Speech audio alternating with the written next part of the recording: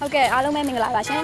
အခုကတော့ကျမတို့ကြိုကြိုစားစားနဲ့ဝက်တာတိုတိုဆိုင်ကိုသွားနေရပါပထမဝက်တာတိုတိုဆိုင်ကပိတ်ထားပါတယ်လို့နော်အဲနဲ့နောက်တစ်ဆိုင်ကိုကြိုကြိုစားစားနဲ့ပဲပြန်လာကြတယ်ပေါ့နော်ဟုတ်ကဲ့ရဲတော့ဝက်တာတိုတိုဆိုင်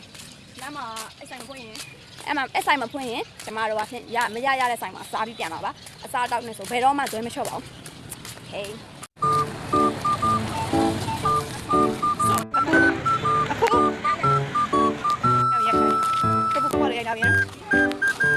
အိုဟိုးရဲတော့ဝတ်တာတို့ဆိုင်ရောက်လာပါပြီဝမ်းတာကြပါပဲမပိတ်ထားဘူးပေါ့နော်မလူတွေအများကြီးပဲအားရပါရကျွဲရုံစားဖို့စောင့်နေပါနော်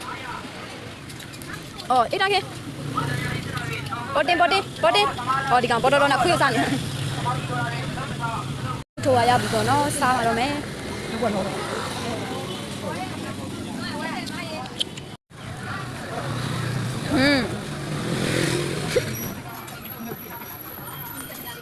တဲလေးမစားရလို့စိတ်ကောက်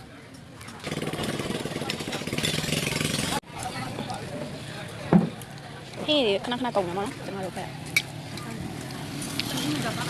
စားကုန်ကြကိုညီမလေးဆွဲပါလေ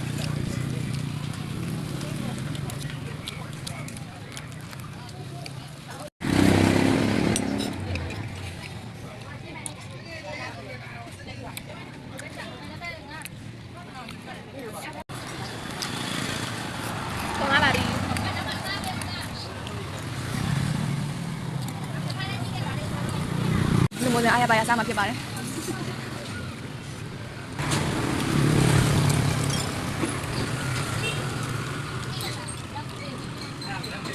ယူနေပါတယ်လူမျိုးတွေကစားပါတော့အရင်ကလည်းလုံးလေဘယ်ကတည်းကပြောင်းလို့ဒီကနေ့မတိတက်တော့ဆက်ကြပါရဲ့ကောင်းပါတင်ယူနေတော့မှာပဲလူမျိုးတွေကတော့ရှိပါပြီကျန်တော့အရင်ကြီးပါလေနော်